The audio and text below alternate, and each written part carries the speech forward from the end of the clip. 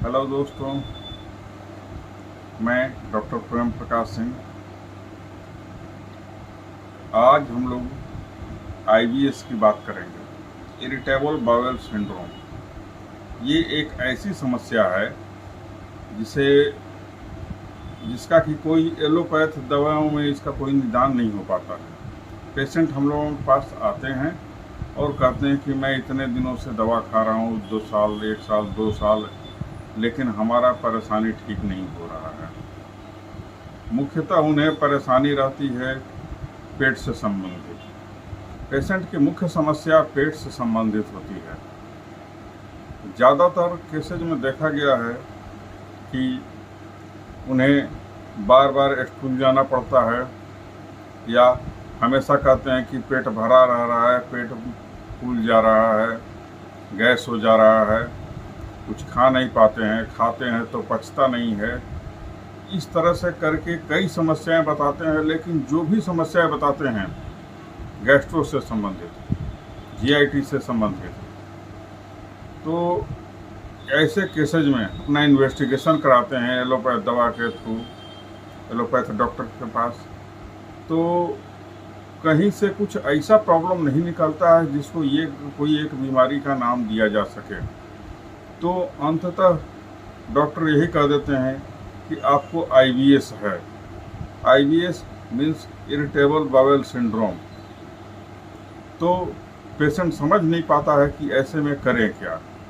वो हमेशा कभी एलोपैथ दवाओं के पॉइंट डी तो कभी कुछ खाते रह जाते हैं। लेकिन जब हमारे पास आते हैं तो हमारे यहाँ होम्योपैथ में बहुत सारी दवाएं हैं जिससे कि ये आईबीएस बिल्कुल ठीक हो जाता है।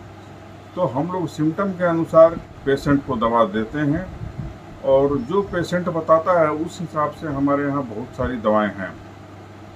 मैं मुख्यतः 3-4 दवाओं की बात करता हूँ। ज़्यादातर केसेज इन्हीं दवाओं से ठीक हो जाते हैं, जैसे पल्सेटला हुआ, लाइकोपोडियम हुआ, मार्कसोल, नक्स भूमिका। ज़्यादातर पेशेंट इन्हीं सब दवाओं के मिलते हैं या कभी कभी सल्फर के, और इनमें ज़्यादातर कुछ नहीं होता है। तो मैं पल्सेटला की बात करूं, पल्सेटला के जो पेशेंट होते हैं वो लोग हमेशा ये कंप्लेन करते हैं कि मैं किसी भी तरह का छाना हुआ या फ्राई चीज़ खा लेता हूं तो मुझे परेशानी होती है, चाहे उन्हें लूज मोशन हो या कॉन्स्टिपेशन हो या एब्डोमेन डिस्टेंडेड हो, कुछ भी कोई भी परेशानी बताएं, लेकिन मूल कारण जो है उनका देखा जाएगा तो फ्राई चीज़ खाने की वजह से होता है। तेल और घी के चीज़ जो वो खाएंगे तो इसके वजह से होता है। तो इस तरह के केसेज में हम लोग पल्सेटला देते हैं। दूसरी दवा आती है नक्स भूमिका। नक्स भूमिका का पेशेंट जो है वो ज़्यादातर कॉन्स्टिपेशन के होते हैं और उन्हें एब्डोमेन डिस्टेंडेड होता है, पेट हमेशा कहते हैं भरा भरा लगता है, पेट फूल जा रहा है, ये उनका मूल कंप्लेन होता है। उसके अलावा कभी कभी उनका कंप्लेन होता है कि हमें लूज मोशन हो रहा है, लेकिन लूज मोशन से भी उन्हें कोई ज़्यादा परेशानी नहीं होती है, बस एक ही चीज़ है कि बार बार जाना पड़ता है। दूसरी चीज़, ऐसे मरीज कभी भी अगर कहीं बाहर चलने की बात होगी, जैसे सपोज कि ये कहा जाएगा कि थोड़ा सा अभी एक जगह चलते हैं, आधा घंटे में आएंगे, तो वैसे मरीज कहेंगे ठीक है हम चलते हैं, लेकिन 2 मिनट जरा सा हम स्टूल होकर आते हैं एक बार। वो कभी भी कहीं बाहर जाने के पहले स्टूल होने ज़रूर जाते हैं। तो इस तरह के केसेज में, और वो सिर्फ अपने सेटिस्फैक्शन के लिए जाते हैं, थोड़ा देर बैठते हैं, हो नहीं हो चले आते हैं। हालांकि ऐसा काम लाइकोपोडियम का भी पेशेंट करता है, लेकिन लाइकोपोडियम में अलग रीजन होता है, उसे स्टूल लगी होती है, और वो जब भी बाहर जाने की बारी आएगी सबसे पहला काम तो थोड़ा सा लैट्रिन करके आते हैं, तब चलेंगे फ्रेश होकर। तो इस तरह से हम लोग, लाइकोपोडियम में एक और चीज़ है कि उसका एब्डोमेन नीचे की ओर डिस्टेंडेड होगा, जबकि नक्स में वो पूरे एब्डोमेन को, पूरे पेट को बताएगा कि पूरा पेट फूल के गुब्बारा हो गया है। लेकिन लाइकोपोडियम का पेशेंट नीचे के पोर्शन को, पेट के निचले हिस्से को बताता है कि ये ज़्यादा यही देख परेशानी है। वो कहता है यहाँ छू कर देखिए कितना कड़ा लग रहा है।